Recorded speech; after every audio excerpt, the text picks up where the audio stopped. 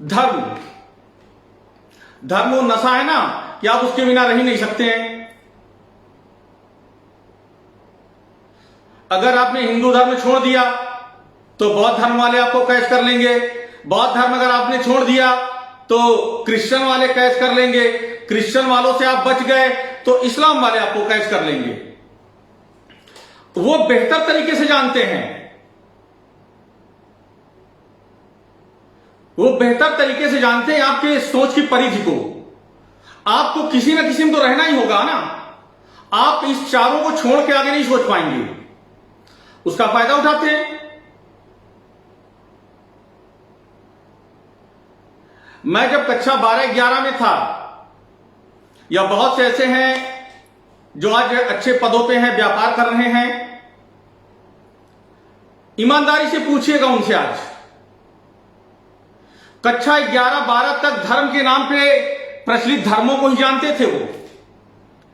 आज के जो लोग हैं आपके सामने दिखाई पड़ते हैं कि चलो बौद्ध धर्म हम ग्रहण करा दें, हम आपको क्रिश्चियन बना दें। आपको बता दूं ये सब एक धंधा है, ये धंधा है। और इस धंधे से अगर आप बच जाएंगे तभी आप प्रगति कर पाएंगे। आप जिस धर्म को जानते हैं, जिस वाद को जानते हैं, आप मुझे एक धर्म और एक वाद बता दीजिए जो ये कहता है कि ऐसे दीप जलाना जिससे शिक्षा का प्रकाश हो और भविष्य प्रकाशमय हो। आपके किसी भी धर्म में, जिस धर्म को आप जानते हो, वो चाहे हिंदू धर्म हो, वो चाहे बौद्ध धर्म हो, वो चाहे कृष्ण जी का कैंडल हो, विश्व का कोई भी धर्म आपको प्रगति की ओर नहीं ले जाता है, सिर्फ पाखंड दिखाता है। देख लीजिए ना नजदीक से आप।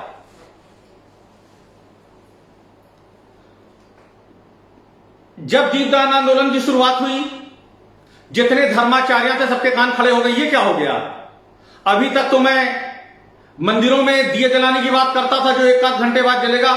इसको आप अपने धार्मिक उससे मत लीजिएगा, मैं व्यवस्था परिवर्तन की बात कर रहा हूं, उस पर लीजिएगा। बेवजह का खटारा दिमाग मत लगा लीजिएगा। बौद्ध धर्म वाले हैं वो भी न जाने कौन कौन से दिए जलाते हैं। क्रिश्चियन भाई हैं वो भी कैंडल जलाते हो तो 4, 10, 5 या आधे घंटे की जलती है। इनसे आपको आगे होना होगा, आपको दीपदान का दिया जलाना होगा। जिसका जलाया दिया ना कभी बुझेगा और ना ही कहीं प्रकाश कम होगा, हमेशा प्रकाशमान रहेगा। मैं किसी धर्म की आलोचना नहीं करता हूं, पर आज जिस भी धर्म को, 4 धर्म से बाहर आप नहीं होंगे, मुझे पता है। अगर आपने हिंदू धर्म की मानवता को नहीं माना होगा तो अम्बेडकरवाद और ये बौद्ध को मान लिया होगा। बौद्ध से आप निकले होंगे तो क्रिश्चियन ने आपको पकड़ लिया होगा। क्रिश्चियन से निकले होंगे तो आपको मुस्लिम ने पकड़ लिया होगा। वो जानते हैं आपकी सोच की परिधि इतनी ही है। अगर दीप जलाने से ही प्रकाश होता तो आधे घंटे में बुत नहीं जाता। तो अगर घर में दीप जलाना हो तो दीपदान का दीप जलाइएगा, जिसका प्रकाश ना कभी बुझेगा ना कभी कम होगा।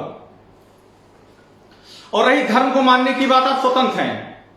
मैंने बहुत स्पष्ट तौर पे आपको बता दिया है, धर्म एक योग भी है, एक संकल्प भी है और एक परिवर्तन भी है। पर परिवर्तन की ये जो चारों धर्म की अपनी सीमाएं बन गई हैं, इन किसी भी धर्म में, मैं किसी धर्म की आलोचना नहीं करता। हो सकता है कि किसी व्यक्ति ने नए किताबों में नया चीजें जोड़ दी हों। जैसे अभी एक दिल्ली से प्रकाशित किताब थी, उसमें दीपदान आंदोलन के विषय में बहुजन शब्द को जोड़ दिया कि दीपदान आंदोलन बहुजन के लिए, ऐसा कदापि नहीं है। देश की अंतिम पंक्ति में रहने वाला प्रत्येक व्यक्ति, वो किसी भी धर्म या जाति का हो, दीपदान आंदोलन से जुड़ सकता है और दीपदान आंदोलन की उसको जरूरत भी है।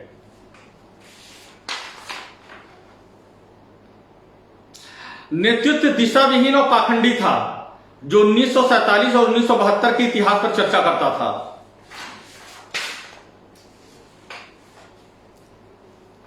अक्सर सोशल मीडिया के माध्यम से आए दिन मैं देखता हूं, वो किसी भी धर्म के लोग हों, मैंने कहा ना, मैं किसी एक व्यक्ति की बात नहीं कर रहा हूं। ये जो धर्माचार्य हैं, किसी भी धर्म में यह नहीं बताया जाता है कि तुम अपने बच्चों को अच्छी शिक्षा देना और भविष्य में इंजीनियर बनाना। तुम अपने बच्चे को एरोनॉटिक्स इंजीनियरिंग की डिग्री दिलाना, भविष्य में प्लेन उड़ाएगा। तुम अपने बच्चे को मरीन इंजीनियरिंग की डिग्री दिलाना, वो समुद्र का जहाज चलाएगा। मैं फिर कह रहा हूं, मैं धर्म की आलोचना नहीं कर रहा हूं, पर यह धर्म आपको बताता है 1872 में क्या हुआ था, 1185 में क्या हुआ था। यह अकेले हिंदू धर्म की बात नहीं कर रहा हूं। ये पाखंडी, चाहे ये धर्माचार्य पाखंडी हो, चाहे अंबेडकरवादी पाखंडी हो, चाहे बौद्ध वाले पाखंडी हो, चाहे क्रिश्चियन ईसाई हो, इन्होंने अपने मकड़जाल फैला रखा है। आपने कभी इन लोगों को इन विषयों पर चर्चा करते सुना है, इन पाखंडियों को, कि आप अपने बच्चे को इंजीनियर बनाना, शिक्षा के गुण बताना, ऐसा ही कदापि नहीं करते हैं, क्योंकि यह धंधा है ये। और यह अच्छी तरीके से जानते थे कि आप बिना धर्म के रह नहीं पाओगे। एक नई शुरुआत कर लीजिए ना। नए नए जैसे ब्रांड आते हैं, टीवी के ब्रांड आते हैं, मोबाइल के ब्रांड आते हैं, धर्म का भी एक नया ब्रांड बदल दीजिए। जरूरत है बदलने की, नहीं तो अंबेडकरवादी और बौद्धवादी न जाने कौन सा स्टोनो ये सब रखे हुए थे कि फला ने ये कहा था, नोट कर लिया, वही आपको बताते मंच पे कि 1872 में ये हुआ था, 1974 में हुआ था। अरे भाई, दीपदान आंदोलन की बात क्यों नहीं करते कि आज आपके बच्चों को पढ़ा के कल भविष्य में इंजीनियर बनाना है? इसकी चर्चा क्यों नहीं करते? भविष्य के दर्शन क्यों नहीं दिखाते? 2035 की बातें क्यों नहीं करते? 2040 की बातें क्यों नहीं करते? आपको अपने इन विचारों को बदलना होगा। एक दूसरा क्वेश्चन भी आया था। एक महानुभाव है, ये हरदोई के रहने वाले हैं, कोई पता नहीं उनका कौन सा नशा चढ़ा हुआ है कि जब देखो तब कहते हैं कि जात विहीन देश चाहिए। क्यों चाहिए भाई? विश्व का कोई भी लोकतांत्रिक देश हो, मैं आज आपको बता दे रहा हूं, विश्व का कोई भी लोकतांत्रिक देश हो, लोकतांत्रिक आप समझ रहे हैं, जैसे आपका भारत, उस देश में संविधान बनाए गए हैं और संविधान में उस देश की रहने वाली अंतिम पंक्ति, यहां पे आप हो सकते हैं, कनाडा में कोई और हो सकता है, चाइना में कोई और हो सकता है। हर देश में, जो देश लोकतांत्रिक है, वहां की अंतिम पंक्ति में रहने वाले प्रत्येक व्यक्ति के लिए, प्रत्येक समुदाय के लिए, वर्ग के कल्याण के लिए अनुसूचियां बनाई जाती हैं। भारत कोई इकलौता देश नहीं है जहां पे इस तरह की चीजें बनाई गई हैं, उसके लिए तालियां बजाएं। ये शासकीय लोकतांत्रिक प्रक्रिया है। लोकतांत्रिक देश जब बनाया जाता है तो लोकतंत्र के पहले ये सारी चीजों का होना बहुत ही जरूरी है अनुसूचियों में, तभी उसे लोकतांत्रिक देश घोषित किया जाता है। पर यहां पे जो अंबेडकरवादी हैं, दिन भर लेकर तमाशा फिरते रहते हैं। धर्माचार्य अलग कहते हैं, अंबेडकरवादी अलग कहते हैं, ये अलग कहते हैं। अरे बंद करिए देश को मूर्ख बनाना भाई। देश में बौद्धिक संपदा की बात करिए कि कैसे चीजें बनेगी, पनपेगी और बढ़ेंगी। खैर, मैं आलोचना नहीं कर रहा हूं। आलोचना के लिए, इस धर्म की आलोचना करने के लिए 2-4 हजार घंटे चाहिए होंगे, और धर्म को समझने के लिए, धर्म कोई बुरा नहीं है। अगर आप उस शर्ट में फिट बैठते हैं तो पहन लीजिए। अगर वो आपके समुदाय के लिए, वर्ग के लिए फिट नहीं बैठता है, उतार के फेंकिए, पर सावधानी से। हिंदू धर्म का त्याग करने आप चल दिए। अक्सर मैंने ये अंबेडकरवादी, ये जो मंच पे लगा के दुनिया का भाषण अंबेडकर जी की फोटो लगा के करते हैं, कभी इन मूर्खों अंबेडकरवादियों को आपने दीपदान आंदोलन में, कोई आपसे आंदोलन नहीं चल रहा है, कभी ग्रामीण क्षेत्रों में अंतिम पंक्ति के व्यक्ति को शिक्षित करते पाया? ये सिर्फ मंच में ढकोसला करते हैं, सरकारी अधिकारी कर्मचारियों से चंदा वसूलते हैं। इनका गैंग बना हुआ है, टीचरों का अलग गैंग बना हुआ है, और जो ये फर्जी नेता कुर्ता पैजामा दिन भर पहन के घूमते हैं, ये अलग अपना गैंग बना के चल रहे हैं। बस वसूली करना है धर्म के नाम पे। उधर आप विरोध करते हो कि मंदिर में घंटा बजा के वो फालतू पैसा लेता है, तो ये जो अंबेडकरवादी हैं आपको बेवकूफ बना के पैसा वसूलते हैं। ये क्या है? यही काम तो क्रिश्चियन भाई भी करते हैं। पर उनकी अपनी सीमित संख्याएं हैं, उनका आचरण अपना सीमित है। जो आ गया उनके पास आ गया, नहीं तो जबरदस्ती नहीं करते हैं आपकी तरह कि आपका शोषण जहां हो गया तो आपको नमो बुद्धाय का पाठ पढ़ाया और कहा चलो नमो बुद्धाय बन जाओ, आज से 10 रुपए देना शुरू कर दो।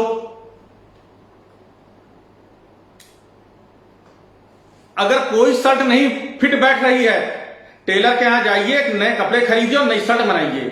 जरूरी नहीं है ब्रांडेड पहनना ही, ये 4 ब्रांड के अलावा भी आप शर्ट पहन सकते हैं। धर्म दोस्तों बहुत बड़ा विषय है, इतनी आसानी से विश्लेषण नहीं किया जा सकता है। हां, मेरी एक किताब है सदी का अंतिम बसंत, उस पर लगभग 18 पन्ने लिखे गए हैं धर्म के ऊपर ही। अभी किसी वजह से मैंने उसे सार्वजनिक नहीं किया है, वक्त आने दीजिए, वो किताब भी सार्वजनिक होगी। किताब प्रिंट होके हिंदी इंग्लिश में रखी हुई है। अभी थोड़ा सा आप और परिपक्व हो जाइए, उस चीज को समझ पाएंगे, तब उस किताब को पढ़ने लायक भी आप बन पाएंगे।